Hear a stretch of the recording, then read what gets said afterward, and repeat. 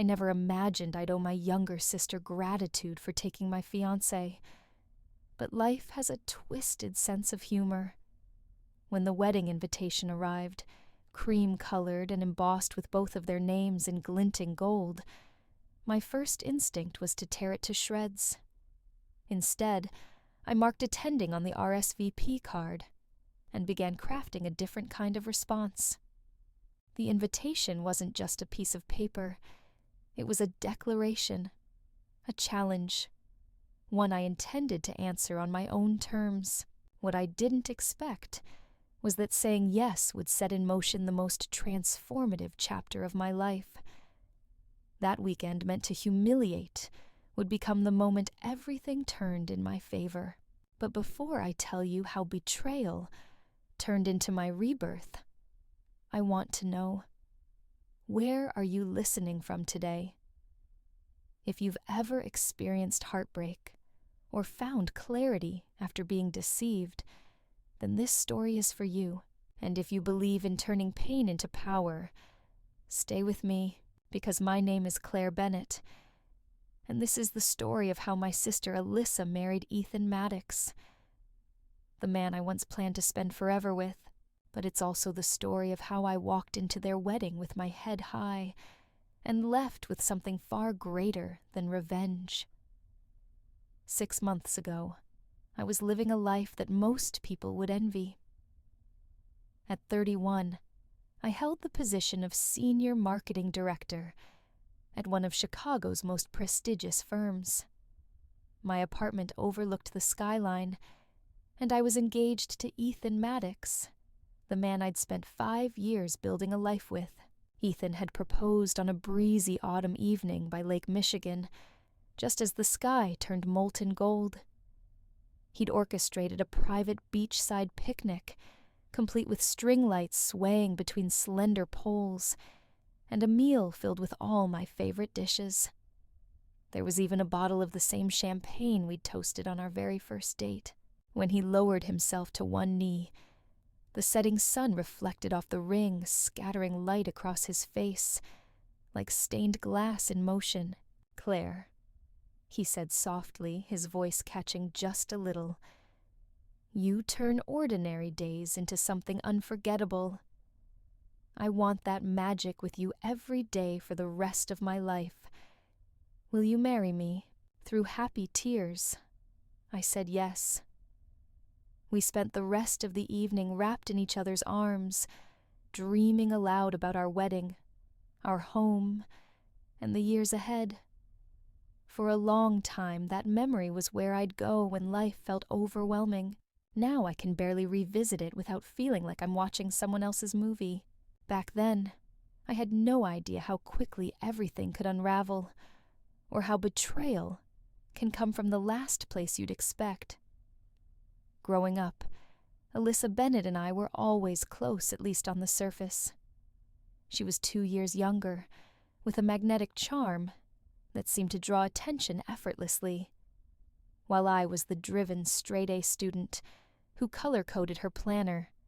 Alyssa was the artistic soul who could light up a room without even trying. We were different in almost every way, but I never thought we'd clash over something as sacred as trust, let alone someone I loved. Our parents, Margaret and Thomas Bennett, did their best to encourage unity between us, though they sometimes unintentionally set the stage for quiet competition. Alyssa inherited your mother's creative spark, Dad would say proudly, but Claire's got the head for business. Still, I never believed there was rivalry when it came to romance. Our tastes in men had always diverged until the day I came home early from a work trip to New York. I had planned to surprise Ethan to sneak in a day early and maybe cook dinner, something I rarely had time for. I still had the spare key to his place. We hadn't moved in together yet, though the wedding was approaching, but it felt natural to let myself in. The apartment was quiet, too quiet. I called his name, but no answer. That's when I noticed his phone buzzing on the coffee table. I don't consider myself the kind of woman who snoops, but but a sudden stillness in the air, an unease I couldn't name, made me glance at the screen. Messages flashed in quick succession, all from the same contact. Miss you already. Last night was incredible. I can't wait until we don't have to hide. The sender, Alyssa Bennett. I froze. For a moment, I couldn't breathe. Couldn't move. I sat there staring at the glowing screen, my brain trying to deny what my eyes had just read. By the time Ethan walked through the door, carrying 2 coffees and a bag of bagels, the tremble in my hands had turned into a quiet, terrifying stillness. "You're back early," he said, caught completely off guard. Apparently not early enough. I replied, my tone steady, though everything inside me had already begun to splinter. "What are you talking about?" His voice cracked as he set the breakfast down and took a cautious step forward. How long, I asked, staring at him with a calm I didn't feel. He hesitated, rubbed the back of his neck the way he always did when caught. 3 months, he finally whispered. It just happened. "You didn't mean to hurt me," I asked, my voice barely above a whisper. "But you were sleeping with my sister." What followed was a storm of denials, half-hearted apologies and excuses that fell flat before they even left his mouth. He insisted it had started with a chance meeting at a bar while I was away. A drink turned into a conversation, then somehow into something he couldn't explain. He told me he'd planned to confess before the wedding. I took off the ring and set it on the coffee table without a word. What kind of person betrays not just their partner, but their sibling? The days that followed were chaos. My mother Margaret tried to smooth things over with hollow platitudes. "These things happen." She murmured over tea, as though I'd dropped a glass, instead of being gutted by the people closest to me. My father Thomas was livid. He refused to speak to Ethan, and could barely look at Alyssa. "No daughter of mine behaves like this," he had shouted across the dining room table, during a tense family dinner, slamming his palm down so hard the plates shook. Alyssa just looked at him with wide eyes and said, "You can't help who you fall in love with, but you can help who you betray." That was the last family gathering I attended for a long time. I couldn't stand the sight of them together. I couldn't stand the pity in other people's eyes.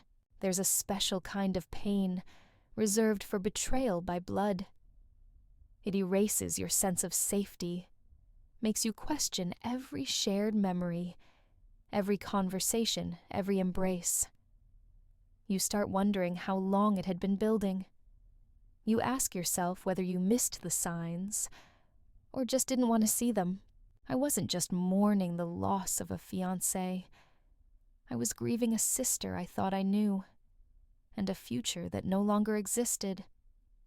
The days that followed the revelation felt like a slow-motion collapse, one moment unraveling after the next.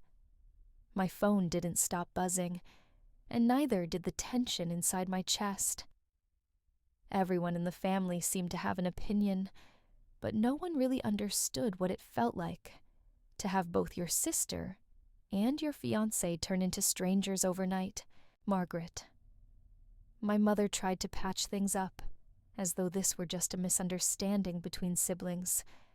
"The heart wants what it wants," she said during one of our strained conversations. Her words meant to comfort, only deepened the sting. It felt like she was asking me to accept betrayal as a form of love. My father Thomas reacted in the opposite way, rage and heartbreak pouring out of him in equal measure. He refused to speak to Ethan, and his interactions with Alyssa were brief and clipped heavy with disappointment. "This isn't how we raised you," he told her one night, his voice sharp with disbelief. But even that didn't change anything.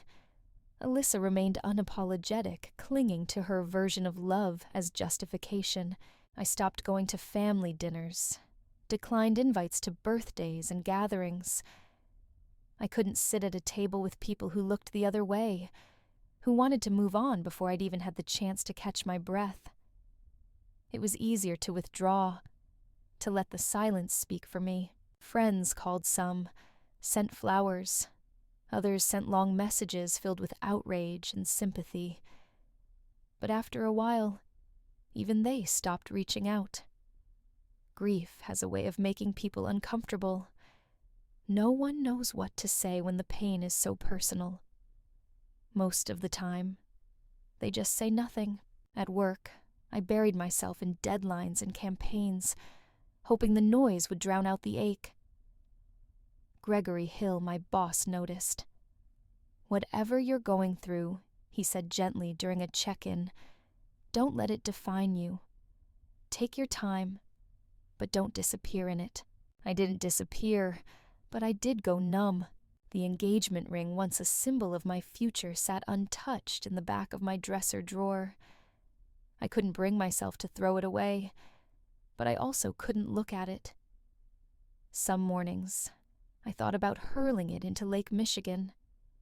Other days, I imagined pawning it, just to make the pain feel transactional cleaner somehow, but mostly, I tried not to think about it at all. Then, there was Jenna Marshall. My best friend since college, she refused to let me drown. She showed up at my door with coffee or wine or both, depending on the day. "We are not spiraling," she'd announce, brushing past me with a bag of snacks and a playlist titled Breakups and Bad Decisions. When I couldn't speak, she sat beside me in silence. When I couldn't cry, she cried for me. "We'll get through this," she whispered more than once, "and one day you'll look back and realize they did you a favor." I wasn't there yet, but I wanted to believe her. The 6 months that followed felt like climbing through the wreckage of a life I no longer recognized. Every day was a quiet negotiation between surviving and pretending. But slowly, painfully, I began to put the pieces back together. I moved into a new apartment across town, a smaller space, but one I made entirely my own. Decorating it became a kind of therapy, a way to reclaim something tangible. Choosing the curtains, rearranging the bookshelves, lighting candles at night, it all gave me the illusion of control, and eventually, the comfort of solitude. Work became both a refuge and a challenge. I accepted a promotion that required longer hours and higher stakes. Gregory Hill. My department head didn't ask for explanations. He simply nodded and said, "Your corner office is waiting when you're ready." I appreciated his quiet understanding more than I ever said out loud.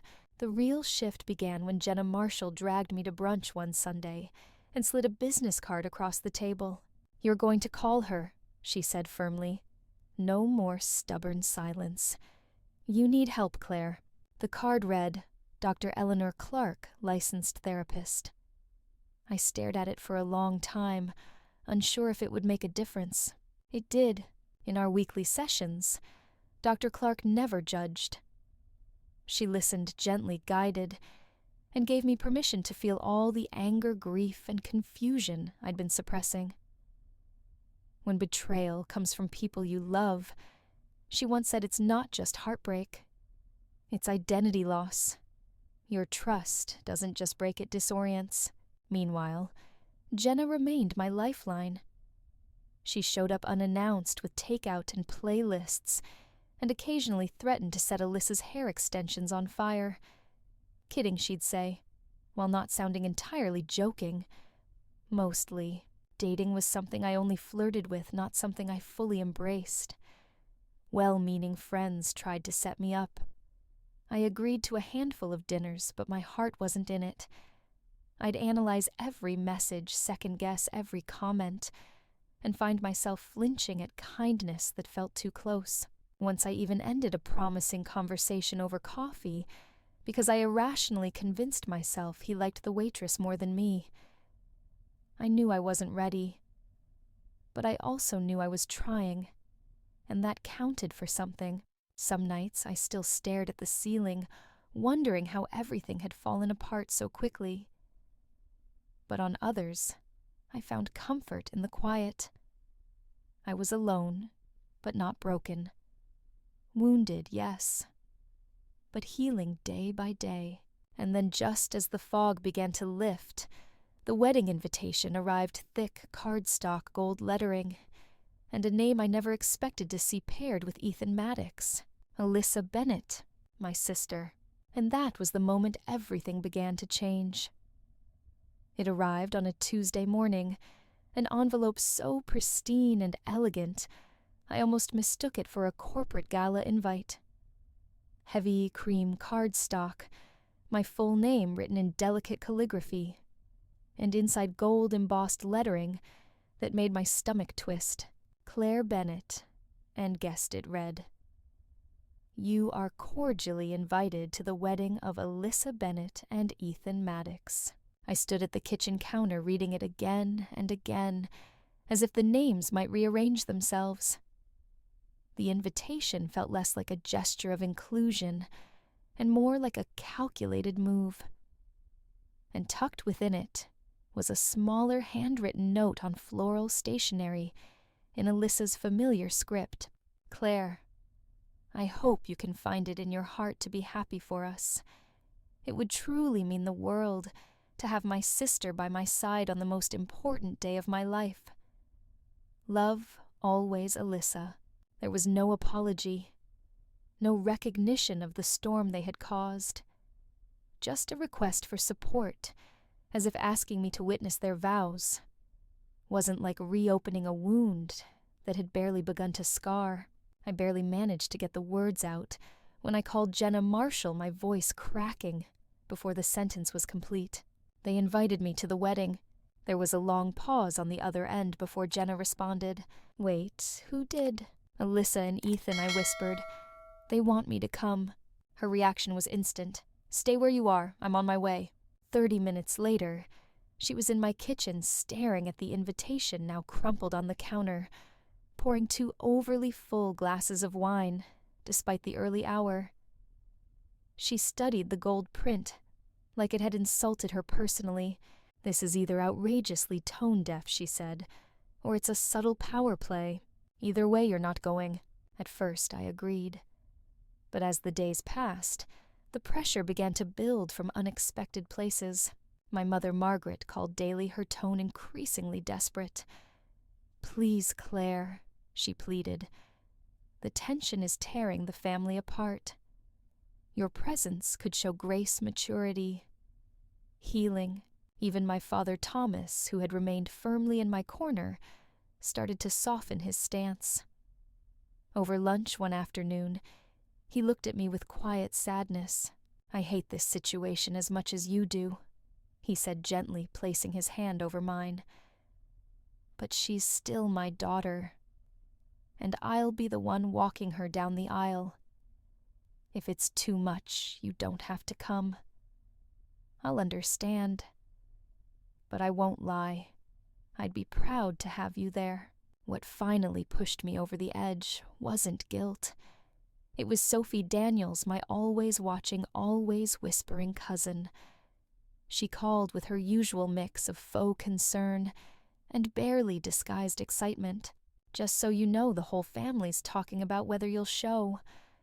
Linda Harrington swears you'll make a scene. Uncle Frank bet $50 you wouldn't even have the guts to go. And that was it. I wouldn't give them the satisfaction. I wouldn't be the broken woman too devastated to face her ex. I wouldn't be the poor, pitiful sister sulking at home. I would walk into that wedding with my chin high, looking radiant, composed, and completely unshaken, even if I was still shattered inside. When I told Jenna I planned to attend, she looked at me like I had grown a second head. "Claire, have you lost your mind? This isn't strength, it's emotional self-sabotage. I have to go," I said quietly. "I need to prove to myself and to them that I'm not ruined." She crossed her arms, stared at me for a long moment, then nodded with steely resolve. "Fine. but if you're doing this, then we're doing it right." And just like that, Operation Reinvention was born. Once I committed to attending the wedding, Jenna Marshall went into full battle mode. "If you're going to walk into that circus, you'll do it as a goddess, not a ghost," she declared, tossing open her laptop and pulling out a legal pad like she was planning a military campaign. She called it Project Radiance. But between us, it was revenge with highlighter and contour. The first item on the agenda, the dress. We scoured nearly every boutique in the Gold Coast, searching for something that struck the perfect tone, timeless, bold, and just seductive enough to make people do a double take. Eventually, we found it at a tucked-away designer showroom, a deep crimson gown with a fluid silhouette, an elegant open back, and a subtle slit that whispered confidence, not desperation. This is the one Jenna said, watching me twirl before the mirror. It says, "I'm glowing, not grieving. And no, you can't touch this." Next came the physical renewal. Weekly spa appointments were booked for facials, massages, and more obscure treatments I couldn't pronounce but trusted blindly. I began waking at sunrise for private sessions, with a personal trainer Jenna insisted was a miracle with dumbbells. Within weeks, I could see the changes not just in my body, but in my posture, my spirit. My hair, once neglected and dull, was revived at an upscale salon, where Antonio, a stylist with the confidence of a Broadway lead, raised a single eyebrow before declaring breakups are bad for hair. But this is resurrection. He worked his magic with warm highlights and a soft modern cut that framed my face like armor made of silk. As I watched the reflection shift over those weeks, I couldn't help but question my motives. Was I actually healing, or just wrapping my pain in expensive silk and eyeliner? I brought it up with Dr. Eleanor Clark during one of our Thursday sessions. "There's nothing inherently wrong with wanting to look your best," she said gently, "as long as you're not hinging your self-worth on someone else's reaction. Sometimes dressing like we're strong helps us feel strong. Think of it as emotional scaffolding." That helped, because I didn't want this to be just about Alyssa or Ethan. I wanted to reclaim something: dignity, confidence, clarity. I wanted to show up as the version of myself I'd forgotten I could be. The final task was finding a date, someone who would turn heads and maybe make Ethan think twice, even if just for a moment. Jenna, ever resourceful, had a list ready: an actor she'd worked with on a commercial shoot, her cousin's Pilates instructor, even a barista she claimed had Bradley Cooper energy. But none of them felt right. I didn't want to rent a fantasy. Then, just as I was about to give up, fate did what fate often does: it intervened. At a charity auction for the Chicago Children's Hospital, I was standing near the bar, chatting with a colleague, when I turned and collided with someone holding a full glass of champagne. It spilled across his shirt in a sparkling cascade. "I'm so sorry," I gasped, reaching for cocktail napkins in a panic. "No harm done." He laughed, dabbing at his tailored jacket. Honestly, it was overdue for some excitement. That was the first time I met Lucas Carter, and everything changed. 3 weeks before the wedding, I met Lucas Carter completely by accident and soaked in champagne. The encounter happened at a charity benefit hosted by the Chicago Children's Hospital. My company had purchased a table, and as the head of marketing, I was expected to attend and circulate, as Gregory Hill put it. I had just wrapped up a polite but dull conversation with a client when I turned and collided with someone carrying 2 glasses of champagne. One of them exploded down the front of his sleek navy suit. "Oh no, I'm so sorry," I stammered, grabbing napkins from a nearby table, mortified by the glittering mess I'd caused. He let out a warm laugh, already dabbing at the stain with surprising ease. No worries. I think this jacket needed to lighten up anyway. It was acting far too serious tonight. Tall, composed, and effortlessly charming, Lucas Carter introduced himself as an architect who had just returned to Chicago after several years working across Europe and Asia. "Coming back feels strange," he said, as we found ourselves standing off to the side, still chatting long after the incident had passed. "It's like I'm rediscovering a city I used to know." There was something instantly natural about our conversation. No awkward pauses, no forced small talk. Just two people enjoying the ease of a shared moment. We discovered common ground. He happened to know my college roommate's older brother, and we both had a soft spot for an obscure independent bookstore tucked between antique shops in Wicker Park. By the end of the event, he asked if we could continue the conversation over coffee sometime. Coffee turned into dinner the next night. Dinner became an entire Saturday, wandering through an architectural exhibit at the Art Institute. By our third date, I realized I was smiling without effort, laughing not out of habit, but from something genuine. That night, over cannoli and espresso, at a quiet Italian bistro, I finally told him the truth. In 2 weeks, my sister is marrying my former fiancé. I said, bracing myself for the inevitable discomfort, but Lucas didn't flinch. "That must be unbelievably hard," he said thoughtfully. "Are you planning to attend?" I nodded. "It's complicated. Part of me wants to stay away, but part of me needs to go to close that door fully." He reached across the table, gently resting his hand over mine. "Then let me make a suggestion. Take me with you." I blinked, surprised. "We've only just met." "Why would you put yourself through that circus?" "Because I like spending time with you," he replied with a quiet smile. "And honestly, I'm excellent at charming skeptical mothers and making exes regret everything."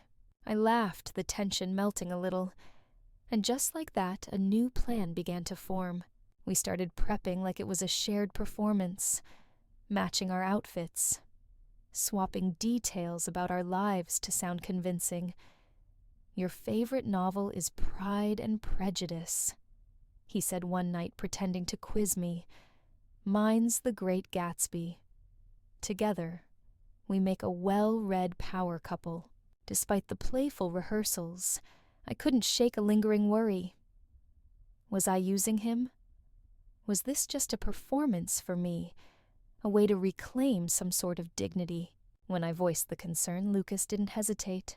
"Claire," he said gently, "I know this situation isn't simple, but just because we're walking in together for a reason doesn't mean what we have isn't real. Some of the best stories begin in unexpected ways. By the time the wedding weekend drew near, I found myself anticipating our moments together, more than dreading the ceremony itself, because somewhere between the laughter, the shared coffees, and those quiet hand touches, something genuine had begun to bloom, and I couldn't ignore it. The weekend of the wedding arrived faster than I'd expected, carrying a heaviness that pressed against my chest with every passing hour. Lucas Carter and I had agreed if we were going to do this, we wouldn't just show up. We'd commit to the full charade. "Let's lean into it," he had said with a smile. "The more believable we are on day one, the more effortless it'll be by the time we get to the main event." And so we attended all of it. Welcome cocktails on Friday, the rehearsal dinner Saturday night, and the full ceremony and reception on Sunday. Each event felt like a new test in endurance diplomacy and quiet strength. Friday evening's gathering took place on the rooftop of the resort, where fairy lights shimmered above a crowd of guests, sipping champagne and admiring the skyline. As the elevator doors opened, I took a deep breath and focused on Dr. Eleanor Clark's advice. Breathe in for 5, out for 7. Stay grounded in your body. I could feel Lucas's hand gently squeeze mine as we stepped into the glowing space. You're not alone, he whispered. We had only made it halfway to the bar when I heard my mother's voice. Claire, darling, you came. Margaret Bennett swept me into a hug, her tone brighter than usual, almost too cheerful. She then turned her attention to Lucas, eyes lighting up with curious approval. And who might this handsome man be? Mom, this is Lucas Carter. Lucas, my mother Margaret. It's a pleasure, Mrs. Bennett, he said smoothly, offering a handshake that she accepted with thinly veiled delight. Claire talks about you all the time. Oh, please call me Margaret, she beamed. And how exactly did you two meet? Before I could answer, Lucas launched into the story of our champagne mishap at the charity gala, turning my embarrassment into a charming anecdote. As he spoke, I noticed movement at the far end of the rooftop. Ethan Maddox. He was standing beside Alyssa, deep in conversation with a group of guests. But the moment our eyes met, he paused. The expression that crossed his face, part confusion, part something unreadable, lasted only a second before he turned and leaned toward Alyssa, whispering something into her ear. She turned quickly. Her eyes landed on Lucas and me, and for a moment she simply stared, assessing, calculating. Then she began walking toward us with a perfectly measured smile. Claire, I'm so glad you made it, she said, brushing her cheek near mine in an air kiss. And this must be your date. So lovely to meet you. Lucas Carter, he replied, extending a polite hand. I've heard a lot about you. He hadn't, but he knew exactly how to play it. Thank you, Alyssa said tightly. Ethan, come say hello. Ethan joined us, noticeably more reserved. Hi, Claire, he said, his voice awkward, unfamiliar. Thanks for coming. It means a lot. I wouldn't miss it. I replied, my tone sweet enough to make Margaret's eyebrows lift slightly. Lucas offered a handshake. Ethan, good to finally meet you. Claire's told me so much. Their handshake was brief but charged. I could see Ethan's eyes flicking over Lucas, measuring him. His height, his suit, his ease. The rest of the evening was a carefully choreographed dance. Lucas moved through the crowd with unshakable confidence, winning over my great-aunt Beatrice Carter, with a story about Japanese temples, and making Ryan Cooper, Ethan's best man, laugh so hard. He spilled his drink. More than once I caught Ethan watching me, his gaze lingering far longer than appropriate for a man about to marry my sister.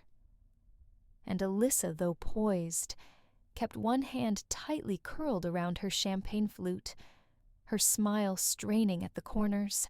Later, as Lucas walked me back to my room, our rooms remained separate for now. I felt both exhausted and strangely powerful. You did great, he said. Cool, calm, and devastatingly elegant.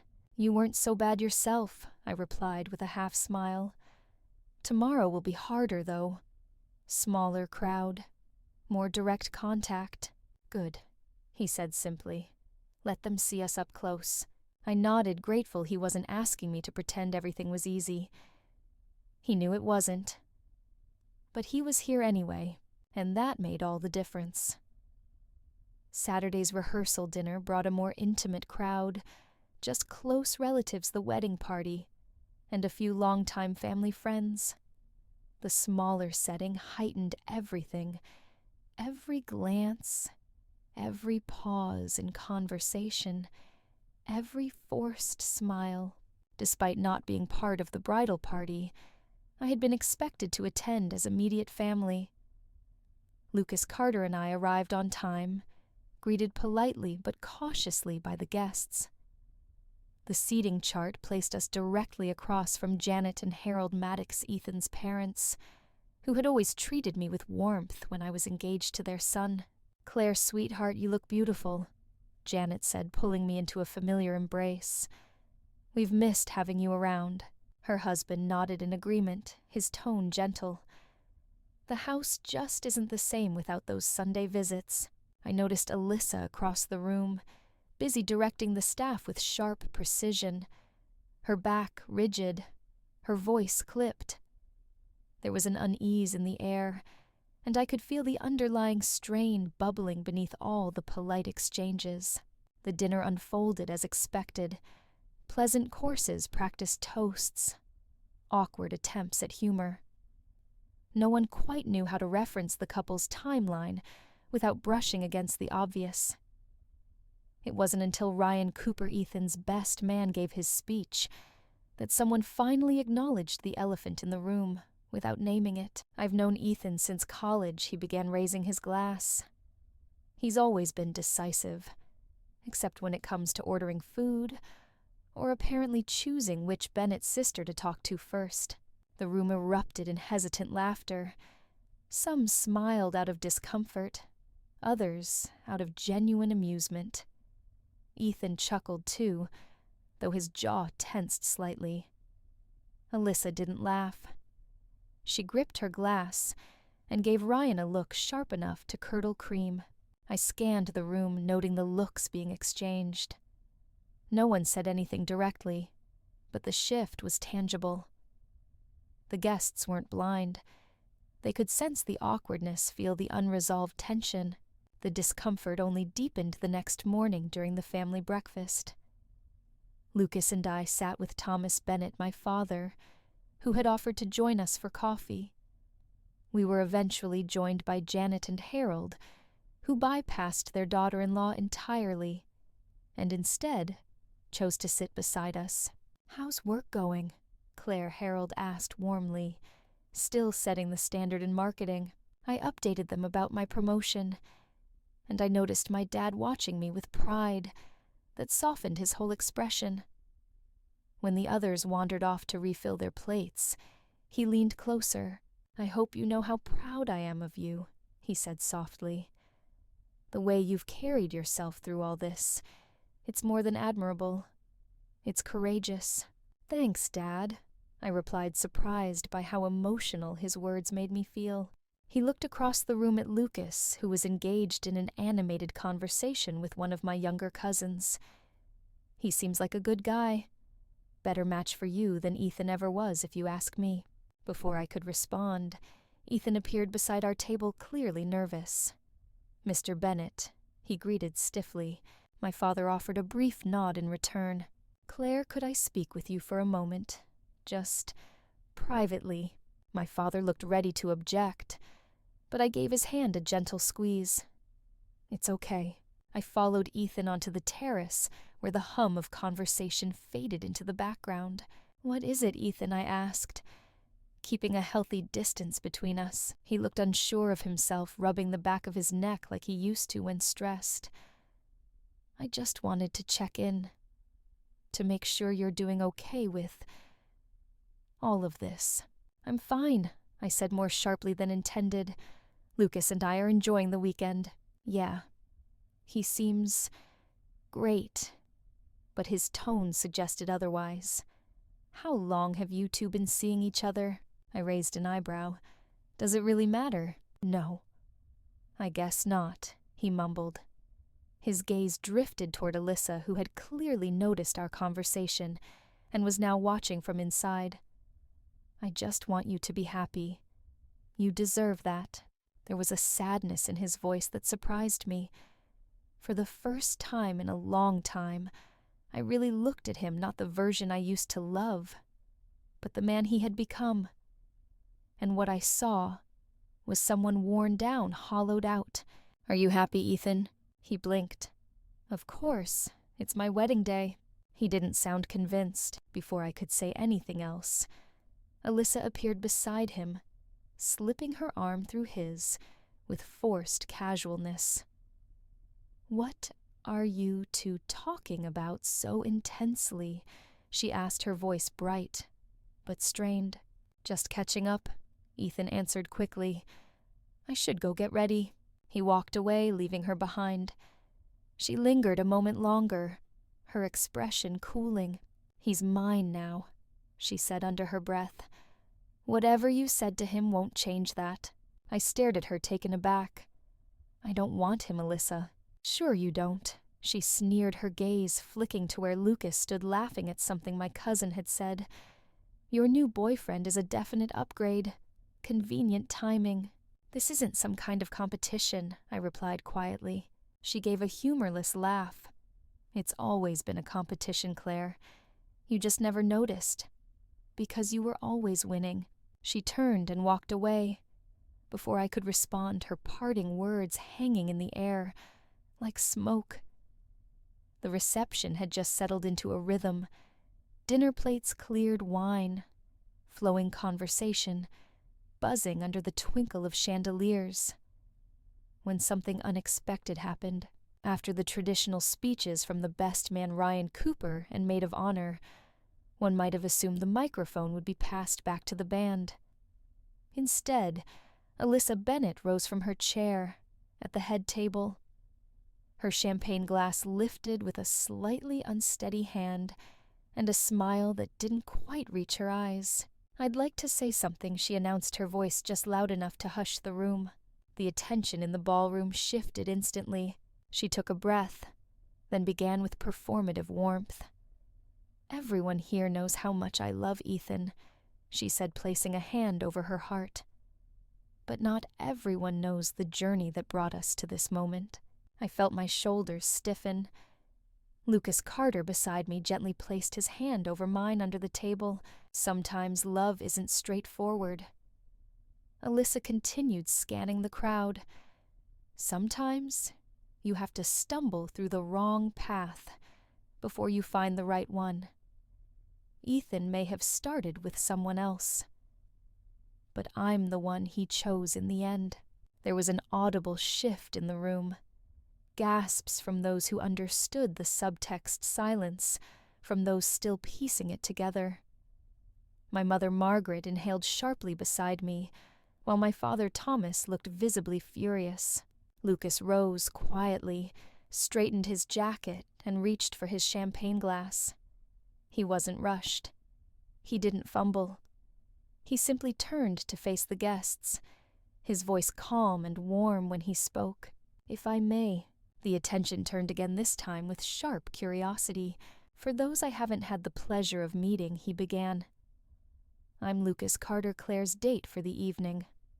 First, I'd like to raise a toast to the newlyweds.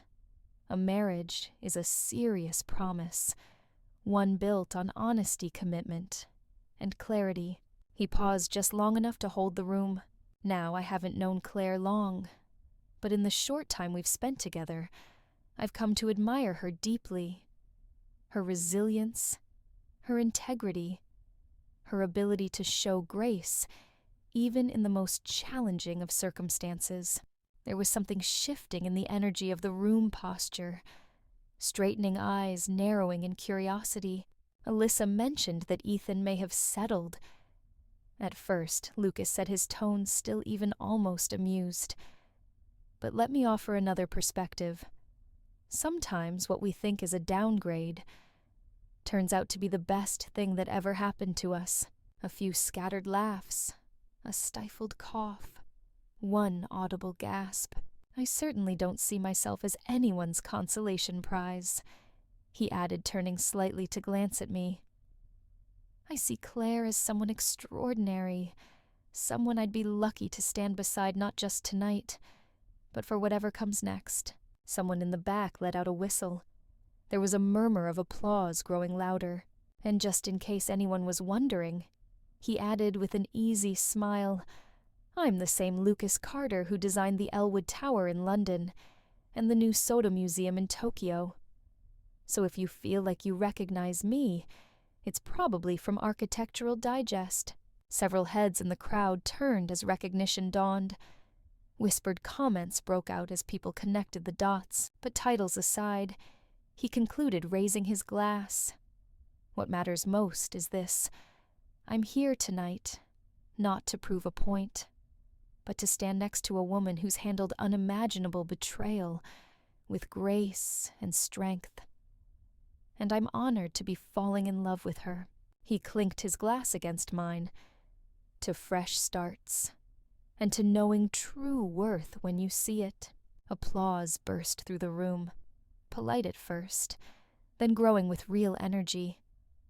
Even guests who had previously looked unsure were now nodding, some rising to their feet. Ethan looked stunned.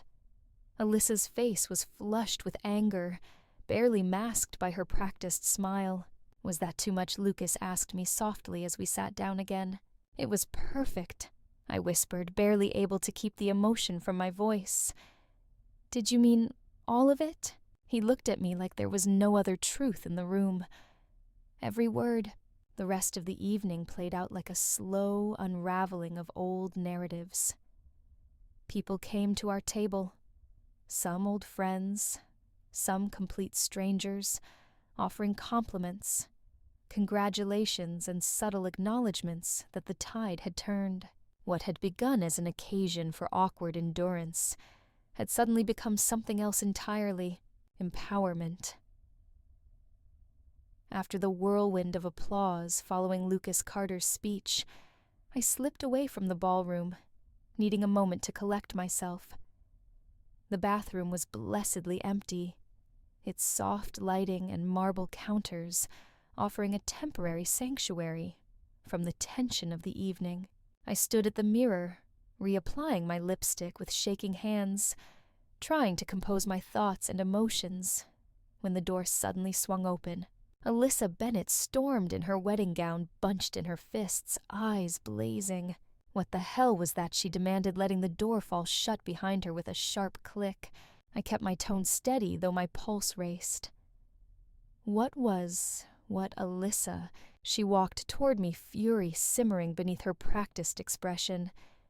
Your boyfriend's little performance, turning my wedding into a spotlight for your comeback story, making Ethan look like a fool. I turned from the mirror to face her fully. Lucas was responding to your dig. You practically called me the consolation prize in front of everyone. I expected you to sit there and take it, she snapped, like you always do.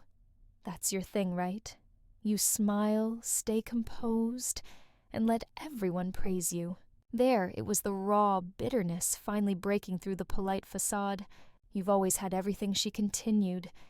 You were the favorite, the overachiever, the one people looked up to. Me, I was just the shadow following behind. I blinked, caught off guard. Is that what this was about? All of it. Ethan, the wedding, inviting me.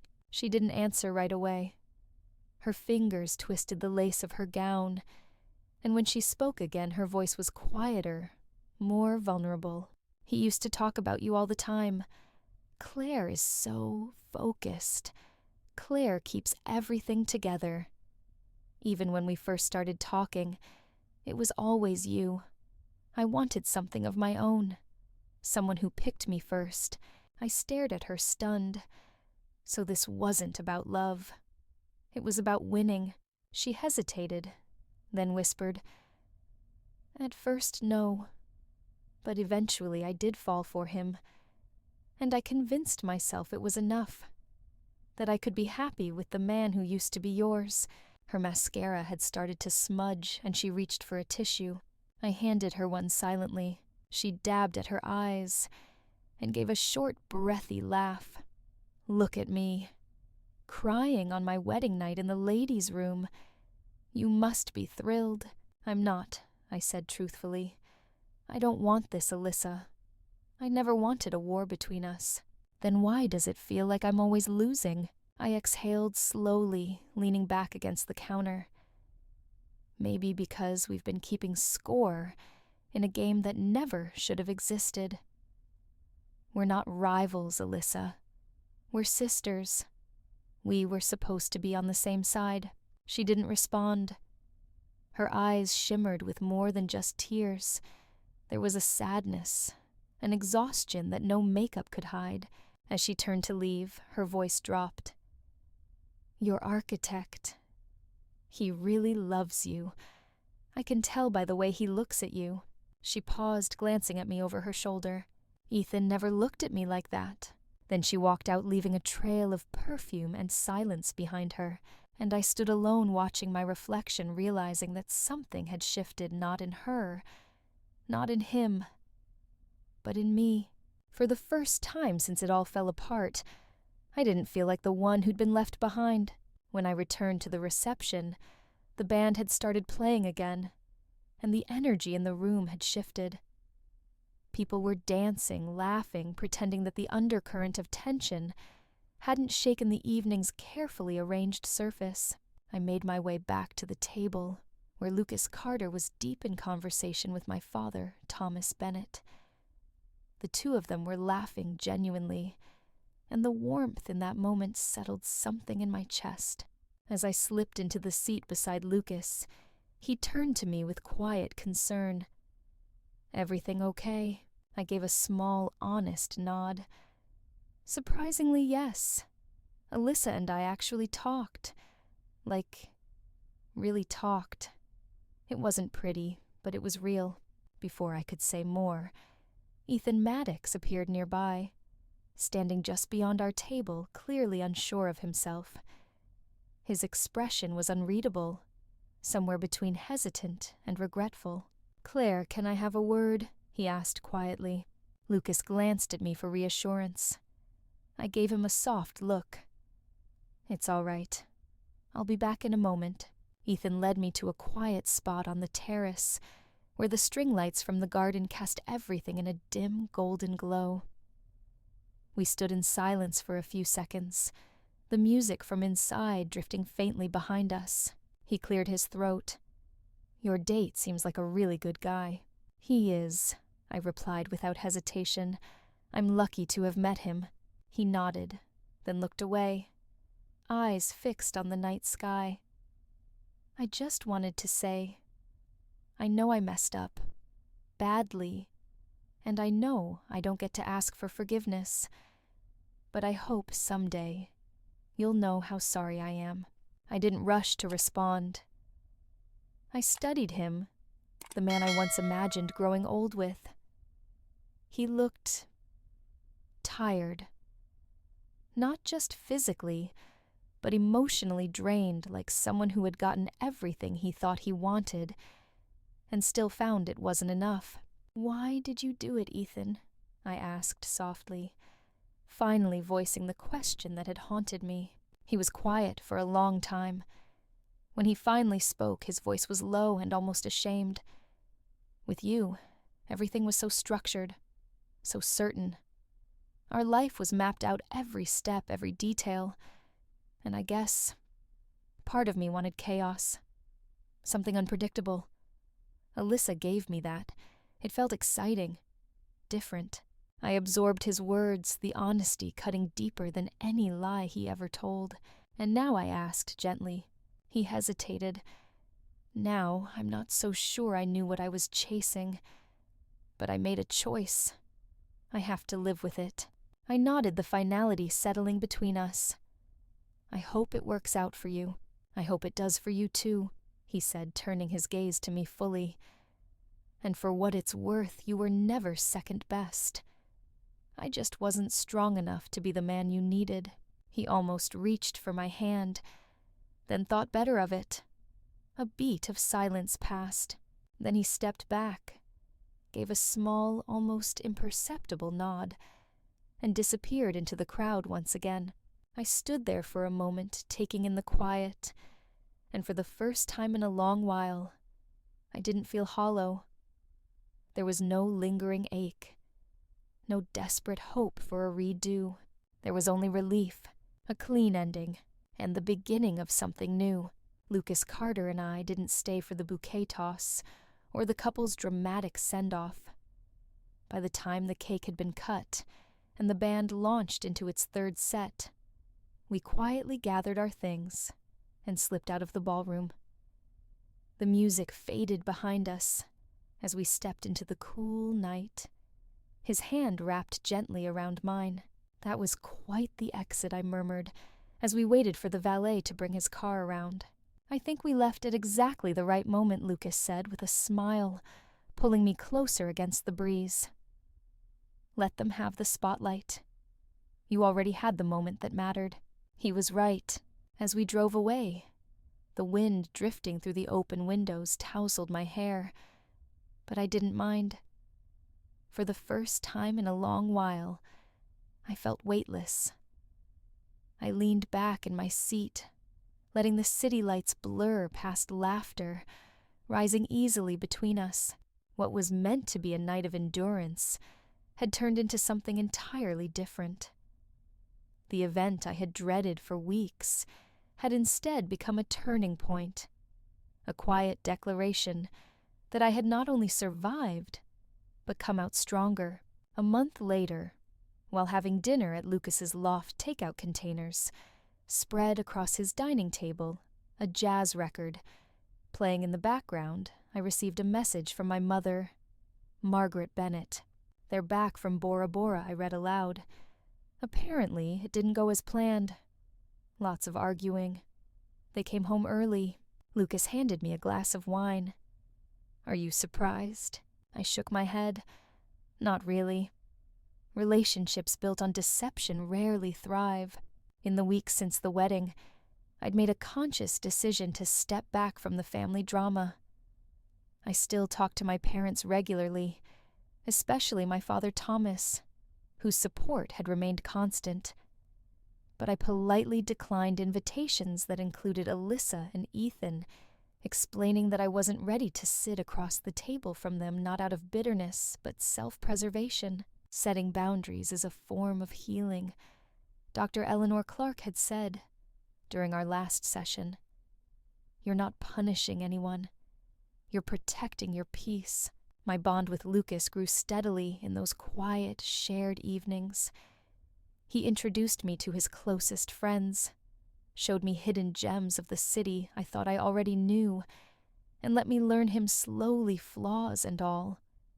He burned toast. He sang off-key in the shower. He could never remember where he set his keys, and yet in all his imperfections, he brought something into my life I hadn't felt in a long time: safety, and a sense of being truly seen. One evening, as we cleared dinner, Lucas pulled a small wrapped box from his coat pocket and handed it to me without a word. Inside was a silver key on a charm shaped like an architect's compass.